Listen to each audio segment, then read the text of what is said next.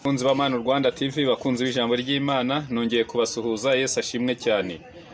Muri uyu mugoroba rero, ni mu masaha ya nimugoroba n'ijoro, hari umumama twari tugiye gusura, tumubaze uko ameze, tumubaze niba aheruka kujya gusenga, ko n'umumama twaherukanaga dusengana, ariko muri iyi minsi yari yarabuze. N'umumama rero reka tumubaze, kuko tuguye hano, tugeze hano, twere kuvuga ngo tuguye nk'aho tupfuye, tugeze hano aho yari yicaye. Niyo mpamvu twagira ngo aduhe ikiganiro, atubwire uko abayeho, uko ameze, kuko twari twaramubuze. Reka rero dutangire dusenga. Uwiteka tugirire neza, Data nyaguhora ku ngoma, uwera wa Isiraheli, Mana yacu, Mana yo kwingingwa, Mana yo gusengwa, turakwinginze Data Nyiringabo, ubane natwe muri iki gihe. Ni ukuri muri iri jambo, muri ubu buhamya tugiye kumva, ubane natwe, tugusabye twizeye mu izina ry'Umwami wacu Yesu Kristo, amen. Mumama, Yesu ashimwe cyane.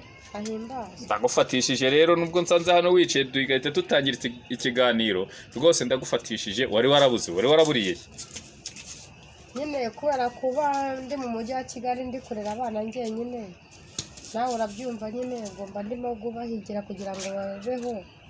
Ubuzima bw'i Kigali ni danje, ibintu byarahenze, biri hejuru. Ngo nanjye hapfuye hasi ngo mpaguruke mbashakishirize, ngo nawe urabyumva abana bajya mu mirire mibi. Mbese ubu ngubu muri izi saa 2 nibwo wari ugitaha ko duhuye tugasanga wicaye, nibwo wari ugitaha? Yego nari nyitaha nawe nyine mahawe y'abana. Ese mu by'ukuri wenda wari uvuye mu kazi ki katumye karangira saa 2 Navuye mu Kiyedi, maze kuvamo ngo bandangira ahantu nyine hari imihahire ya makeya, ngo njya kuhahira kugira ngo ndebe ko nasagura nkajya mbona no mu bitanu dutatu twabo. Ubuse hari ahantu imihahire ya makeya nibura isukari yaba ari si kimwe, nibigeze kurangaye? Isukari hari aho nageze barambwira ngo ikiro ni 1600, ahandi barambwira ngo ni 500, aho nayiguze ku cyane. Mbese aho cyane Rwanda abantu benshi bagiye bajya kwihahira kuko imihahire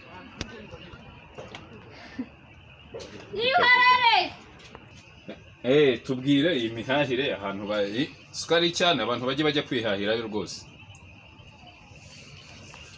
Umva, isukari nagiye hejuru ku isoko Gikondo, none yaguze cyane. Gikondo niho isukari isigaye igura cyane. Ariko rero musigaye mwana nagacakiye kubera ko abayede ngo iki gihe harya abayede ubu basigaye bageze kurangahe? Umuyedi wa makeya aho bamuha 3, ahandi ni 4. Umuyedi ageze ku 2000. Ubu wowe ku munsi ukorera 4000 cyane 3? Bama 3 kuko ndi umumama. Noneho igiciro cy'abamama ni 3, icy'abapapa cy'abagabo ni 4. Ariko ukabonye buri munsi nawe yaba ari amafaranga menshi, bwo kwezi n'ibyaba ari 90 se? Ariko urumva ntago hakora nk'ukwezi, wakora nk'ikimwe cyangwa 2 bakagabanya. Indi minsi se watubwiye ngo urera abana, ubwo abana urera nk'abangahe? Mfite abana 4. Akaba ari wowe mu kiyede cyawe ubatunze saa 6 na nijoro? No kubambika n'ishuri byose ubwo bivamo? No kubavuza. Kubavuza ariko mitiweli uba warayitanze? Ubu nyine ndayishyura, ariko ubu ngubu ntabwo ndayitanga, ariko urumva byose mbikesha Uwiteka. Kuko niba yabikoze byose kugira ngo incire izo nzira kugira ngo barye. Ariko wongere n'akajwi kugira ngo abakunzi ba Manu Rwanda TV bakumve. Ubwo nyine ni Imana iba yabikoze kugira ngo incire inzira, kugira ngo abana babashe kurya, kuko nayo itaciye inzira narwara ugasanga n'aba bana bishwe n'inzara, cyangwa ugasanga n'aba bana banjye babayeho nabi. Ariko kubera Imana nsenga yonyine yo kabyara, iba yabikoze. Ese ubundi ni ukuvuga ngo muri Kigali uhamaze igihe kingana iki, cyangwa niho wavukiye, niho utuye? Ntabwo ariho navukiye, ariko muri Kigali naje nyimazemo imyaka 17. 17 uba muri Kigali? Yego. Ukora ubuyede cyangwa mbere wari ufite akandi kazi? Mbere nari mfite akandi kazi. Muranganye. Mubana biraka bindi bisanzwe, nabari ikindi ntabwo ari igihe kitaboneka nacyo. Mu bana 4 n'umugabo ariko bwarimo nyine bwo birumvikana? Nta mugabo mfite. Ese abana bavutse ku giti cyangwa ubwo nyine nababyaye mfite umugabo, ubwo turananiranwa nyine, ubwo abana ndabagumana, mwese nari kubajugunya. Ntabwo ari kubajugunya, buriya ngo abana ni umwanda uturuka ku Uwiteka, imbuto z'inda nizo ngororana Imana yishimira. Ni ukuvuga ngo rero ubwo wabareze ukabitaho, buriya harimo uzakugirira neza, abantu batungurwe, buriya ntabwo wamenya umugambi w'Imana. cyane rwose. Abantu twese nuko twagiye dukura, ariko ku bw'ineza y'Imana umuntu akavamo umugabo nawe akongera akabyara. Ubu mu bana ufite niba harimo abahungu n'abakobwa, witegure gushyingira, witegure no kugira abakazana n'abuzukuru byose mu minsi iri imbere. cyane rwose ibyo bintu ndemeye ko Imana izabikora kandi nzi ko uravuga uti navuye mu cyaro ndaza ngera hano mu mujyi muri Kigali, mpamaze imyaka 17.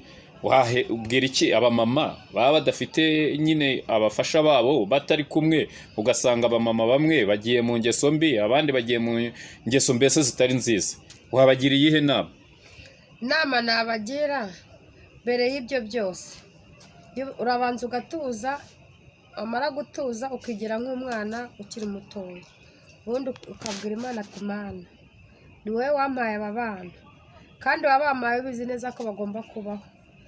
Ikindi cya kabiri, harimo abawimye urubyaro kandi bafite n'ubushobozi, bafite n'ububasha bwo kuba babaha n'icyo bashaka cyose, ariko icyo kintu umaze kukibakamo ugatekereza ko Imana yabaguhaye, ni nayo mpamvu y'icyizere cy'uko aba bana ugomba kubashobora kandi ukabara kandi mu buzima bwose ibyo bifuza kandi ukabibaha. Muri make uravuga uti niba wari ufite umugabo akaguta, nta mpamvu yo guta abana, ugomba kubaruhira ukabana nabo kugeza bakuze cyane. None se kabanze nkwibarize, ubundi ubwo ngubwo uba ufite ba bana ukagenda ukaba inzererezi, ukajya mu tubari, ukagera hehe? Wa mwana wawe mu gukura yazakura agororwa nande kandi nawe utamuba hafi ngo namuganize byuze avuga ati mama aba yakoze, aba yaduhaye, akabona waje wasinze wagize gute, ikinyabupfura se n'uburere umwana yabukura hehe? ni ukugirira nyine abana ukabatoza ikinyabupfura, ibyo birumvikana, iryo ni isomo ryiza rwose. Ariko rero hari akandi kabazo, hari abantu bajya bakubona abana bakavuga ati yakinnye muri filime y'ikigusha, ese uriya mama koko ubusanzwe yagushaga abagabo, ubusanzwe yari ameze ati ko n'ubundi yakinnye agusha pasiteri, ibyo bintu urabivugaho iki? mbere nkimara gutandukana n'umugabo nese numva ko ngomba kujya kuri hiti, namara kujya kuri hiti nkumva ko ngomba kubona umugabo numva nshaka cyangwa nkaba najya aho numva nifuza, ariko nyuma naje gutekereza ndavuga ati ibi nabyo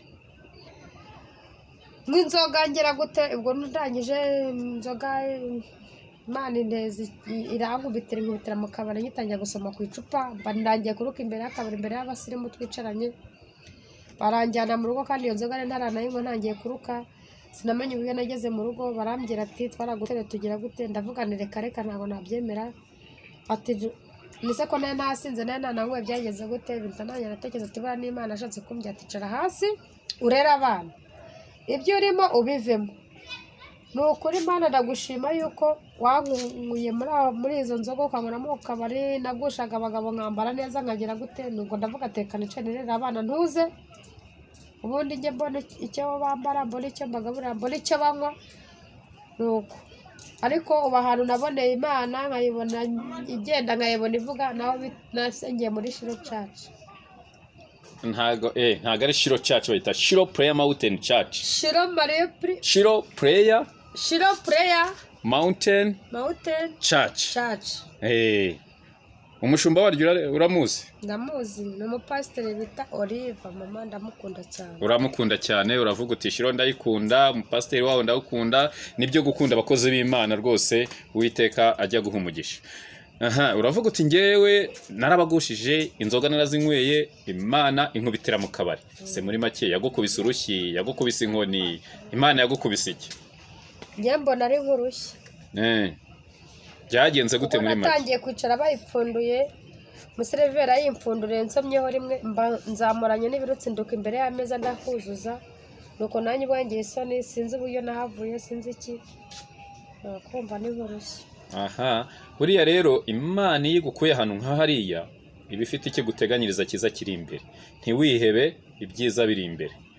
Ni ukuvuga ngo uti narabagushije, ariko se ubundi niba atari ibanga abantu bakunyuze imbere abo bantu wenda baba baraguye imyambarire cyangwa se bakagwa bitewe wenda ko niba waranabatutse, niba waranabakubise inkoni, niba waranabagize ute, ntabwo ibyo turabyitaho. Ese ubwo wenda nk'umubare wavuga uti niwe nkabangaye? yewe nabonaga nk'umugabo nabona atanywa inzoga cyangwa n'umupasiteri yakwigisha avuga ngo nanywa inzoga ngo ati uriya mupasiteri bundi buriya hari ubwenge aba afite umuntu utanywa inzoga ati agomba ati ngewe rwose ati nta nubwo nanakwicarana n'uriya muntu utanywa inzoga, agomba kwicara n'abantu banywa inzoga. Aha, ni ukuvuga ngo abantu mushobora kuba mwaricaranye bakunyuze imbere baba baraguye ni nk'abangahe? bagera nko muri 30. 30? Abaguye abo harimo nk'abapasiteri bangahe muba mwarasangiye? Abapasiteri twasangiye nagushije ni nka 5. Nka 5? Ubwo tuvuge na 35 cyangwa se ubwo ubwo 35 kuko nabwo ni abapasiteri 5. Ubwo se rero kugusha abakozi b'Imana niyo mpamvu wasanga Imana yaragukubise iyo nkoni kugira ngo uroke iyo nzoga, numara kuyireka ugaruke ku Mana. Njye mbona n'ibyo mbwira abantu nyine aba namubwira ati ngewe nta muntu wigeze aza kumbwira ati reka inzoga, nta n'umuntu wagize gute, ahubwo ngewe nasebeye mu kabari nkimara kwicara kandi ngo nakubisemo sitire ndazirukira mva ndihindanya kandi ari nabwo ngitangira gusoma kuri iyo nzoga. Uravuga uti inzoga narayirutse ndoka ku bagabo, buriya wumwoga nk'amacupa ngahe? Ndanywa mitsingi 6. Mitsingi 6? Ubwo zaba nka Knowless? Ubu Knowless nanywaga 9 ndangije ndavuga ngo ubu Knowless nubwo abantu biga kunywa inzoga ngo ntabwo nzayanywa, ubu Knowless ngomba kunywa mitsingi n'iz'abagabo banywa 6. Urumva nageze mu rwego rw'abagabo 6 ku munsi? nitaga ngo ndigiswera abagabo. Icyo gihe ndigiswera abagabo. Yesu Kristo we! Ngwiki? We nta kundi nyine, nta kundi, reka dukomeze ikiganiro kuko ubu ngubu warakijijwe. Warabatijwe? Narabatijwe mu mazi menshi. Wizera Yesu Kristo umwami n'umukiza? Ndamwizera cyane ndanamukunda. Abana bawe bajya gusenga? Abana banjye barabizi, nabatoje kujya bajya mu nzu y'Imana buri munsi. Nimba ngewe ntabashije kujyayo nabonye icyo kiraka ko mba mbona nta kiryo kiri mu nzu babateka njye mu kiraka, bwira abana bagera uyu munsi mujye gusenga, kandi ya ntebe nicaramo umwana mukuru wanjye w'imfura niwe uyicaramo, abandi bakicara mu bandi bana bakumva ijambo ry'Imana. Bagera mu rugo babaza ati bigishije nguki, byagenze gute, abana bakambwira. Numva ndatuje. Naba nagiye nkumva nabuze amahoro, nkumva muri ngewe mfite ikibazo. Harya ubu hashize imyaka ingahe uretse inzoga? Hashize imyaka 3. Ubu wakubwira ati tugende ntabwo wahita ugenda? Ntabwo nagenda rwose, mva nushaka uzashyira n'abandi bo higaho ku mpande, uzabahe nomero yanjye uvuga uti muzamumagarire kanaka ndebe koko nzamusaga mu kabari. Ubu abana bawe ujya ubigisha ko kugendera mu ngeso mbi izo zo kuba umuntu yaba mu mico atari myiza, ukababwira uti rwose bana banjye dore ibintu nanjye byangezeho ingaruka, Imana inkubitira mu kabari, ujye ubabwira kugira ngo nabo bazagire ingeso nziza? Ndabibabwira, nkababwira ati bana banjye ntimuzanywe inzoga ni ibiyobyabwenge. Inzoga urayanywa ukumva ubwoba bwashize ukagira gute ukumva wihebye, ariko mwebwe muzamenye Imana, mujye mubwira Imana ati Mana turashaka icyo kunywa, turashaka umwambaro, turashaka inkweto, byose ni umubyeyi, niwe mukuru, niwe uzajya abikora, azajya anyuraho ambwira ati bari abana ndaguhaye genda ubambike. Niko nabwiye abana banjye. Ariko hari n'abamama bajya mu matabi ugasanga barimo baranywa urumogi, barimo baranywa iki, inzoga za zindi zo zavuduka, nazo warazinyweye cyane? Urumogi waranyweye? Ntabwo nigeze nywa itabi, iyo nabaga nicaranye n'umuntu unywa itabi narahungaga kuko numvaga itabi riri kumunuka, nkumva ndashaka kumukura. Numva n'ibyo byose nyine Imana yashakaga kundinda na mbere yose. Ni uko Imana ikora. Imana iba ifite aho yakuye abantu, buri muntu hamwe afite ubuhamya bwe, ni uko nguko. None se ubu ngubu wenda umugabo yaragiye, ubu ugiye kubona ukabona noneho umugabo aragarutse, byagenda gute? Ntabwo bisi ibyo mbona bitashoboka. Imana ari inyembabazi, ntabwo wamuha imbabazi? None se utamubabariye kandi ari ikiremwa cy'Imana, ubwo urumva byagenda gute? Ariko mukongera mukihuza, urubavu rukaba rumwe, urugingo ku rundi. Imyaka bishize ari byinshi, ntekereza ko ari njye mugabo mu rugo nanjye mugore mu rugo, urumva niyo yaza yasanga narangije kwangirika ntibyashoboka. oya ntago wangiritse kubera ko uri kumwe n'Imana. Si bavuga ngo warangiritse? Narangiritse. Oya, buriya iyo ufite Imana yacu ni inyembaraga kandi Imana yacu ishobora byose, Imana yacu nta kidakora. Niyo mpamvu ubu tuganirije kino kiganiro hari abandi mama baba bameze nkawe bakeneye kubohoka. Iyo uvuze uti njye nari imeze gutya, nabo ngabo bo rero umuntu wari umeze gutyo nawe akaba akihebye, uyu munsi yacyumva aratangira abohoke, aratangira amererwe neza, sibyo? Cyakoze nanone si ubwo uyibona ntunze abana bane nkabambika nkabavuza bakarya bakanywa ishuri, koko hari izindi mana nsenga usibye Imana yonyine yo mu ijuru mbambiwe ku musaraba. Inzira z'Imana ni igihumbi, ntawe ujya umenya aho Imana icisha, ariko gusa ugomba kuba ufite aya maboko, Imana igahera kuri ayo maboko yawe ikagukubita icyo kiyede ukagikora neza. Cyarananiye n'abagabo, usanga hari abagabo batabasha gukora ngo batunge urugo, ariko wowe ukabikora. Buriya rero niyo mpamvu tuvuga ngo Imana yacu ni inyembaraga. Uzi ikintu usa nk'undira Imana?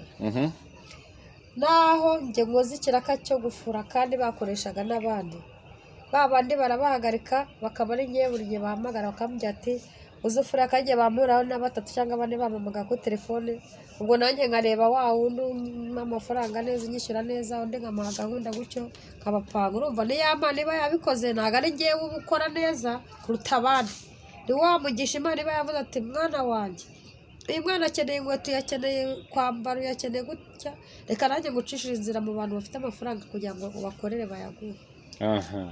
Niyo mpamvu rero uvuga ngo Imana yacu nyine ni inyembabazi, Imana yacu ni inyembaraga. Niyo mpamvu niba ukora gutyo, ariko si wowe wenyine, na Yosefu wabaye ikirangirire muri Egiputa akaba umuntu ukomeye, akaba nka minisita w'ubu ngubu bakamushinga igihugu, nawe yamanjiye kumanza gukoropa hasi, akamanza agakoropa, bateje ubundi uzajye koza amasahani urabikora neza. Ubu niba umugisha atari kowe, ariko no ku mwana wawe arahari. Ntiwihebe rero, buriya ibyiza biri imbere, kuko ijambo ry'Imana kuri twebwe no guhumuriza, kuko Imana yacu niyo guhumuriza, ntabwo Imana yacu ariyo kugira gutera ubwoba, kuko ubutera ubwoba ni Satani. Ni uko ukureba turarimbutse, urapfuye, umeze gutya, noneho ugahera kuri ya mibereho ugahita uvuga uti koko birarangiye. Ariko iyo ubashije kwihangana, iyo ubashije kwakira, ukiyakira wowe, ubundi ugakora, Imana iguha umugisha. Uzi ngewe ikintu nakundiye Imana, nuko mu kanya kari buze kuza bumaze kwira turi buryame twese dusinzire. Hari usinzira yasamye, hari usinzira ntamva ntagire gute, ariko Imana ikarana igenda mu bana bayo, igenda ibumvira uko basinzira, uko bicura. Za marijo ziza ziri mu nzu ntizijya mu kanwa, nta mubu ujya mu kanwa, nta mubu ujya mu zuru, nta mubu uca mu gutwi, aho hose Imana ikahaturindira. Ni nayo mpamvu nanjye njya kwishyiramo icyizere ngatuza nkavuga ngo Mana niwe wampaye abana kandi nawe ugomba kubakuza, ntaho hantu nahereye. None se ko filime yawe noneho ikindi kintu njye nakundiye Imana, reba muri abo bana bane mfite, ninjye ubibyara n'impinja nkabakikira ku bibero, sindabona akaguru k'umwana karambuka gutya ngo mbone karambutse, sindabona ijosi rizamuka gutya ngo mbone ijosi ryari kurambuka ndireba, mbona umwana akura. Ubwo rero nayo mpamvu mvuga ngo uko ibakuza ntabibona ngewe, nkabona umwana mwenda ntukimukwira kandi ntabonye nkaryamana nawe, simbona amaguru arambuka cyangwa amaboko arambuka, mbona umwana akura namwambika umwenda nkabona ntumukwira. Ni nayo mpamvu rero Mana ntazagusuzugura, ntazagutesha agaciro, nzahora nkumvira nkakubaha iteka ryose kugeza iteka ryose. Uvuga ngo n'umukene yubaha Imana, umukire yubaha Imana. Ni ukuvuga ngo uti mu bukene bwanjye njye mbasha kugira gute kubaha Imana. Cyane rwose. Uvuga ngo rero Imana si y'abakire, Imana ni iya twese icyarimwe. Waba ugenda n'amaguru, waba ugenda n'imodoka, we kiranuka. Waba wariye ifiriti, waba wariye kawunga, waba wariye ibijumba, we shima Imana kandi ukiranuke. Nicyo uri kubwira abantu. Imana yacu rero ni ukuri ishimwe kandi himbazwe kandi ishyirwe hejuru rwose. Ariko hari akantu ese ubu ngubu wakongera kuvuga ati wongere ukine filime, nta wakongera wakina nanone muri iyo role, cyangwa se wakina mu wundi busanzwe? oya ntabwo nakongera kujya muri filime y'ibigusha, ntabwo nakongera kujya muri filime y'ubuhehe, ngomba kujya muri filime byibuze yo gufata bibiliya nanjye nkazamura isengesho ngashima Imana ngavuga ngo Mana warakoze kuba byonyine ntaraburara cyangwa ngo mbwirirwe cyangwa se ntarasuye mu kabari nanjye ngo byibuze mvuge ati Mana ngiye mu buraya cyangwa ngiye muri ubwo busambanyi cyangwa ngiye muri utwo tubari nkicara ngatuza n'abana banjye tukarya tukanywa kandi ntihagire n'umuntu ucishamo ijisho. Amen amen. Aha, urakoze bakunze ba Manu Rwanda TV, bakunze ijambo ry'Imana. Aya yari amasaha y'ijoro. Uyu ni umumama rwose, harya ba mama bakwita mbere y'ikina filime se muguru ko nitwaga cyangwa bivuga ubu ngubu. Mbere witwaga nde? Mbere banyitaga Gasengeri. Gasengeri. Ubu izina nyakuri ubu ni de mama mukuru. Mama mukuru. Mama mukuru, ariko se mama mukuru ni izina wenda avuga uti ndi Rosine ndi Nyampu nuko. Ariko ubwo ngubwo Imana ishimwe kandi himbazwe, turagize Imana nk'umuntu rwose usenga kugira ngo Imana ikomeze ibane natwe itugirire neza. Kandi urakoze ku kiganiro nubwo byari ninjoro, ubutaha noneho uzabiva umuzingo ari ku manywa uvuge n'ubuhamya n'ukuntu wavuye mu cyaro n'ukuntu wabayeho, byose bitubwire mu izina rya Yesu. Amen. Turagize Imana rwose nta kibazo. Data twese wo mu ijuru, tuje imbere yawe, uri kutureba aho turi, uri kutureba uko duhumeka, uko twicaye, uko duhagaze n'abanyumva bose. Ni ukuri Mana ndagushimiye ko wandinze kugeza kuri iyi saha, ukaba undindira abana nawe urwaye bose bari guhumeka umwuka w'abazima. Mana ndagushimira ko mu myaka yose yatambutse wandinze, nta mwana wanjye wagiye mu bitaro ngo atindemo, nta mwana wanjye wagiye mu bitaro ngo ahereyo, narabacyuye amahoro kugeza kuri sanda batahana. Mana kuko ubuzima bwose mbukesha wowe. Mana nkongera nkagushimira ukuntu utigeze unyinuka ngo unyinubire kubera ukuntu nasaga nabi ndi mu byondo cyangwa se ninyare cyangwa nagize gute. Mana ukankura muri bya byondo, ukankarabya, ukamanagura, ukansiga, ukanogereza, nkambasha kwicara gutya nanjye nkagushima nkaguhimbaza. Mana uhabwe icyubahiro iteka ryose. Mana nkongera nkagushimira ukuntu utigeze byibuze uvuga ati cya kintu kirasa nabi reka nyireke. Ariko Mana icyo ngushimira nuko wabaye umubyeyi, nkuko nanjye ntigeze mbona umwana wanjye yigaraguye mu byondo akambakamba nanjye ngo mwangana namufataga nkamwoza nkamuhanagura nkamusiga nkamuha ibera konka. na Mana ndagushima ko nanjye wangize umwana mu bana bawe, nanjye ukanshyira ku ibere nkonka nkaba nicaye ntuje nta siterese nakiye, abana barya banywa nanjye ndya nywa. Mana ndagushimiye n'abandi bose bari muri ubwo buzima nk'ubwo nari ndimo. Mana nizeye ko bose uzabakuramo. Mana n'abari impande n'impande banteze amatwi, Mana ni wowe ufite ububasha n'ubushobozi. Tutagufite ntitwabaho, tutagufite ntitwahumeka, tutagufite twanahungabana. n'abo bana banjye bose bahungabana nta nabo nakwicara ntekereza. Mana ndagushimiye iteka ryose, nzahora nkubaha, nzahora nkumvira, nzahora nciye bugufi, nzahora ntanga ubuhamya, nzahora mbwira abantu bose ko uri Imana nyamana, uri Imana itavangiye, uri Imana itiyoberanya, uri Imana ikora, uri Imana itegeka kandi bigakomera, uri Imana ivuga, uri Imana ikingura aho abanzi bakinze, wowe ugakingura ugategeka ukavuga ati ibintu byose ndabyirukanye. Ni ukuri Imana ndagushimiye, nshishije bugufi, ndakarama, wakoze. Mu izina rya Yesu tugusabye twizeye, amen. Amen.